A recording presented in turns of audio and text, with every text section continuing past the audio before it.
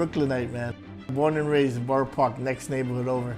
I've always been in the neighborhood. As a kid, I used to, ride my bike in the neighborhood. I had friends that live, in this neighborhood.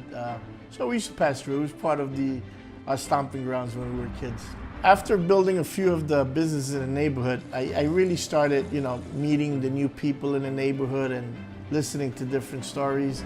And after a while, it was like, wow, I've been here all my life, and now it really feels like home. So we moved to the neighborhood 19 years ago, and there was not many houses available, so we were really lucky. And it was my wife Sandra and our baby girl Callie, who was 3 at the time. And imagine 19 years ago to be an interracial, interfaith, lesbian couple moving to a new neighborhood. We were welcomed with a tree by the neighborhood association. So we were really floored by that. And we knew when we put that tree in the ground that we had to make our roots here. After going to the school, I came over. There was a beauty salon here, and I came over to get my hair done. And coming every Saturday, the lady, she was from Haiti, Emma, she said, why don't you get your own shop? I said, I have no money to get my own shop. She said, I rent your booth. So she rented me a booth, and after a year, her customers started gravitating towards me, and she said, I am going to sell you the store. I said, I told you before I had no money. So she said, I'm going to take it to my attorney. That's how I landed on Cortelyou Street. Home. In Hebrew or in Israel, you call it kibbutz.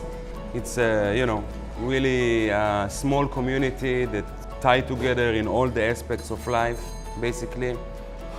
It's rare to find it in America, and I find it here. When I moved here, I really missed the farmer's market.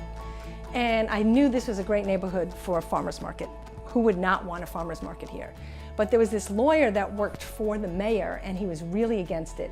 And he started a campaign against the market. Somebody told me about Jen Rosenberg. She had a group called Friends of Cortelyou, and they had been doing things to welcome new people to the neighborhood, and I told them about my idea to start a farmer's market. And everything I do is in community. So now I have this great group, and we had to fight back. We got the farmer's market, and it has been really like the little town square. I grew up in Crown Heights, and I used to, every day after school, me and my friends would rollerblade from our houses to Prospect Park, around the park and back. And it was a little bit of a dream, to just be right there on the park. I'm pretty new to business. I've never been an entrepreneur before, and I got advice from several other business owners in the neighborhood. I incorporated on March 3rd, 2014. That means we are in business for a little over 4 years. The reason I wanted to move here is because it was just so diverse. And the building I live in, there's everything from little babies to very old people to really like so many different professions, so many different incomes, and I think more people should just live together like that. That's what has made Brooklyn so unique in the past, and I want it to stay that way. The future of Jennifer's, I think, is going to be Kimberly's and Corey's. My granddaughter, Corey. So I'm hoping they may just shine.